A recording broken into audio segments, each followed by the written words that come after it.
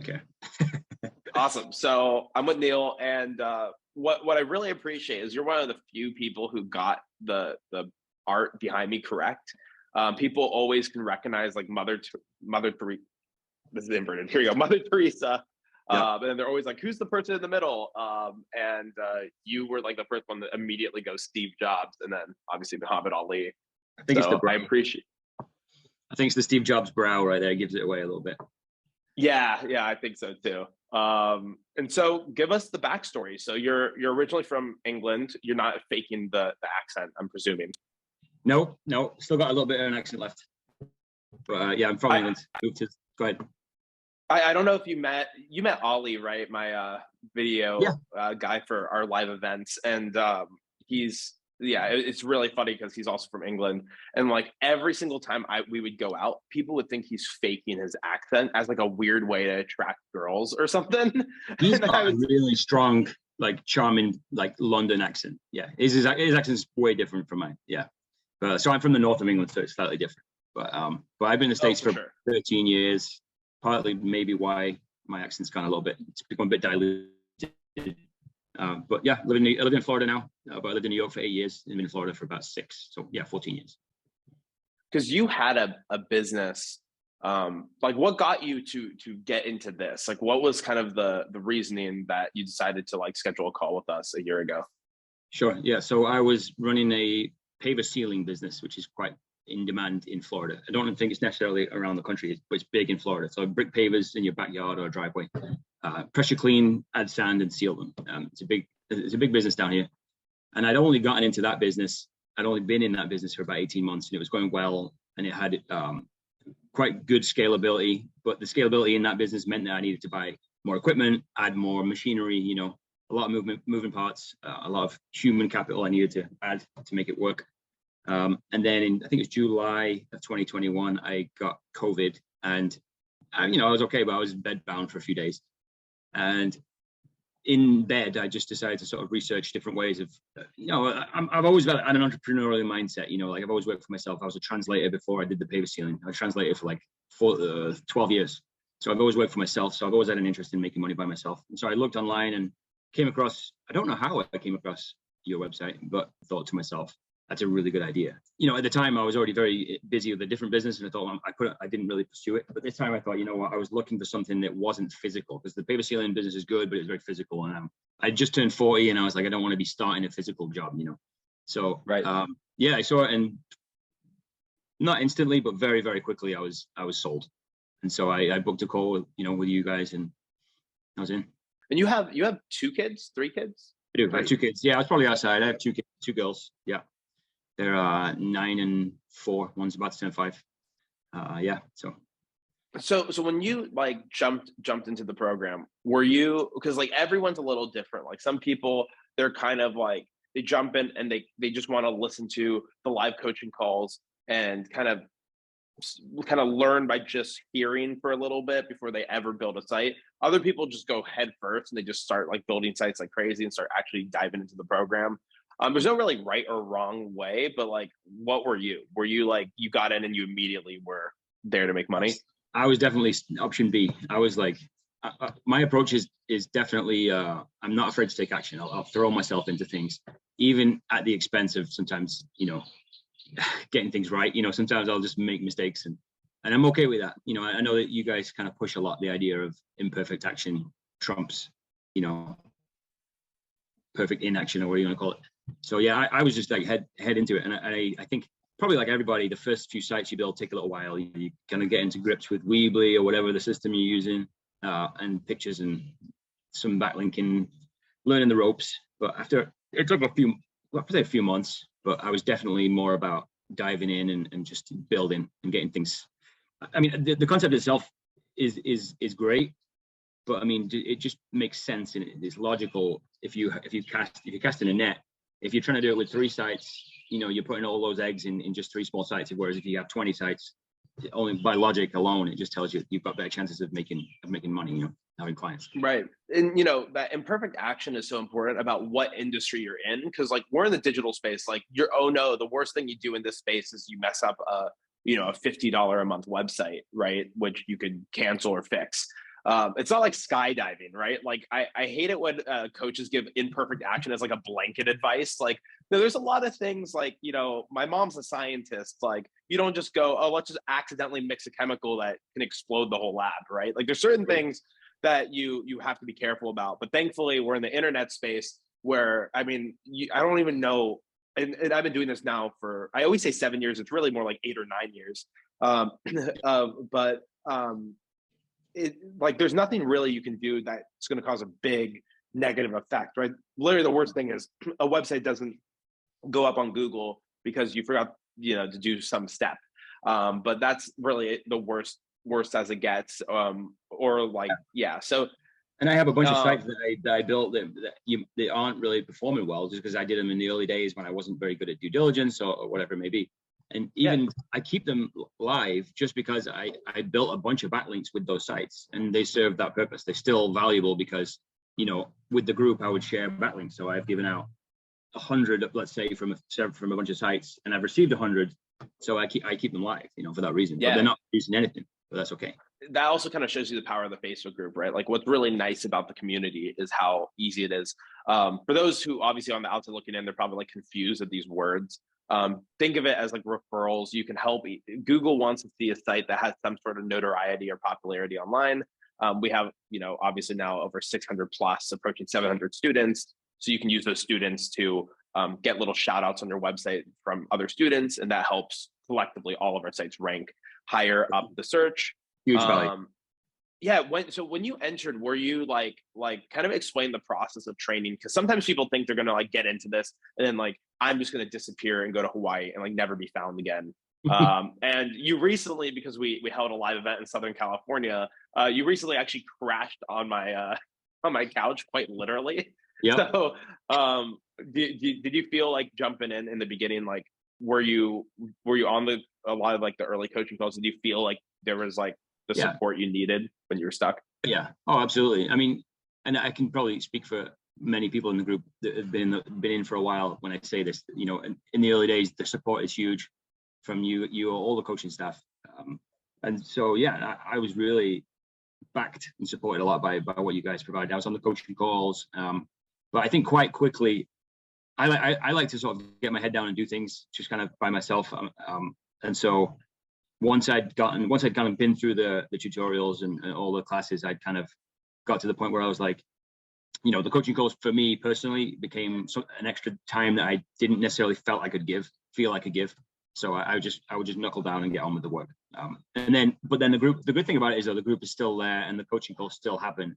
If any need arises whatsoever, I can just be like, pop on a call and ask a question, you know, and yeah, that's an invaluable resource, you know, every week it happens. And so I can just be like, you know what, I've got 2 or 3 questions that I need answering.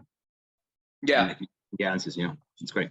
Every time I do a coaching call, my goal on the coaching call is to get as little people showing up on the next one, because right, the idea is like if people understand the business and are competent, they don't hop on the coaching calls, which is very different than I think like most marketers, because most marketers want the most amount of viewers on their thing, they want the most engagement, they're like they want eyeballs. I'm like, I want the opposite. I want people like, I don't want people to be reliant on me, because I don't think that's like, you know, like anything, like if you want to be a true entrepreneur, I want to get you to a place where like if I got hit by a bus, which I know is kind of grim, but like if I did, you know, nothing stops your business, right? So Sure. so you get in and you said you got to, because you're at like now about like 11 12K a month. You said you got there you said like within 6 months is kind of where you got to that number? Probably no, I wouldn't say that soon. I mean, I got to, the first deal I got was, you know, obviously full disclosure, it's like everyone gets to different rates at different speeds. In my case, it was, you know, it probably took me 4 months or so to get my first deal, just because you know, I didn't understand, or I didn't put enough emphasis on the sales part of things, right? Because I was very into like the web building and the backlinking and all that stuff. And so once I kind of knuckled down and started making phone calls, I got my first client in after about 4 months. And then really from there, you know, like once you see the first one come in, it's like okay, so this works. Now it's validation, it all works. And then kind of knuckle down with sales. And I think within about another 4 months, I think I got to about 10,000. So within about 8 months, I think I'd made to about 8 or 9 months, I got to about 10,000. Yeah. Yeah. Yeah, and there's always a difference. Like, even I've been starting to work with people like you, where like there's a total difference between going to 0 to like 10 or 20K a month. And Yeah. obviously, some of us who have got into, I do, over 100 a month, it's like that's a totally different thing, because I can't just sit here and build websites all day, right? That's not really intelligent for me to do when I have money already coming into the business. So we talk a lot about the outsourcing and delegation. But what's really nice is that, in a weird way, I will say I think it's easy for me to say, but I think it's almost easier to go to 100K a month than it is 10K a month. But that's obviously because I've done this now for 9 years, right? Like, it's Yeah, I keep not doing it fair. now. I'm like, any minute now, I'm gonna. Yeah, yeah. I know it's unfair. It's unfair of a statement for me to say that, but like, as me doing it 9 years, like if you actually broke it down, but you have to go through the 0 to 10, learning every little step, understanding like every little piece of the business and getting good at it before you can ever talk about this part, which is like training people to build your agency for you, which is kind of how I have it now. But Yeah, I yeah, feel like so once you get to that point, it becomes, once you can learn to replicate what you're doing on a sustainable basis, without having to do all the work yourself, like you're saying, and you can put people yeah, in the right exactly. places, then I think that where you can scale it. For those who are like, some people are really afraid of the tech, like they think like they're scared of computers, and they think that because this is website related, that's they need to learn how to code or something. um did you feel that way? Like, did you feel intimidated by the computer stuff? No, I'm not. I have no background in coding whatsoever, and I don't think I have the patience to do it, to learn it.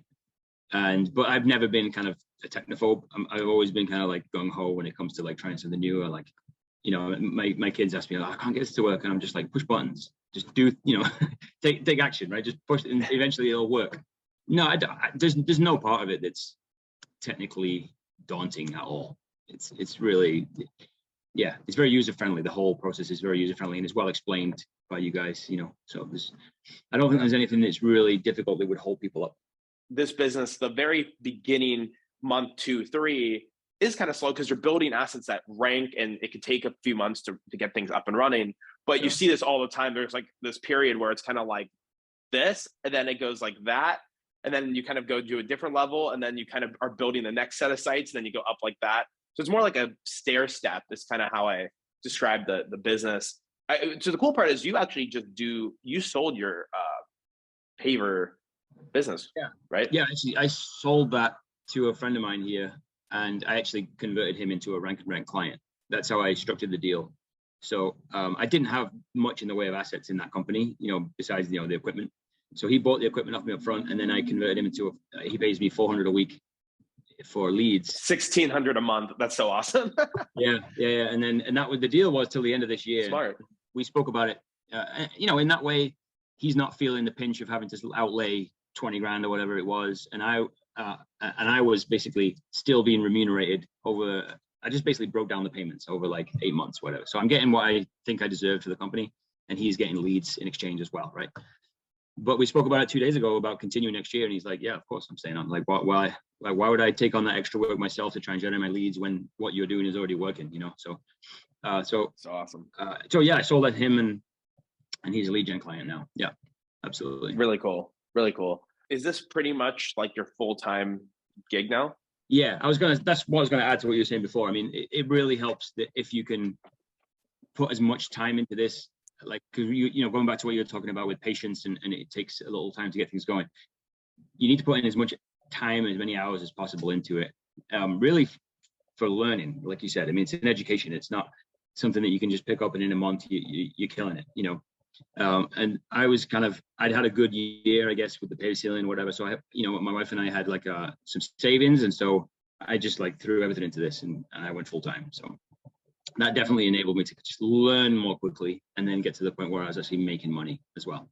Obviously, you're building for the future income you want to make, but like if you just boil down the current clients you have that already are paying you every month and are doing well on Google, like the maintenance is not crazy. Like if you think about making $12,000 for the month, and maybe it's like a few hours of work on the existing client base, that's where it gets nuts, because like you're really getting paid like $3,000 an hour residually, or what, you know what I mean? If you do the math on that. 100%. And Yeah, because most of the yeah, work you so do is most of the work you do, if things are going well, is on acquiring new clients, right? So like you said, the existing clients, like you said, it's minimal what you spend on that per week, and you're still bringing in 300 a week or whatever it is. Yeah. for anyone on the outside looking in, like any advice you want to give from someone looking in, I know it's like sometimes people think like, first off, I'm not paying you to do this, like just so we're clear. I guess you did sleep on my couch, full disclaimer. And Yeah, I know when you. yeah, but other than that, no, it's crazy. I just think about like how when I went to college, like the idea of making 10 or 12 grand a month was, to me, it was like, oh my God, like you have to be so smart. And my mom has a PhD and she was making around that, and like Sure. 20 years into her career. So Yeah. I was thinking like, man, I have to have a PhD and wait 20 years. I'm gonna be 40, 50 years old to do that. And I always think it's hilarious, like how we have students who in 6 months, 9 months, who actually put in the work to do it. And look, Yeah. there's students who also come in part time. Like I think any type of action is better than no action. Like if it takes you longer because you're only doing this business a few hours a week, fine.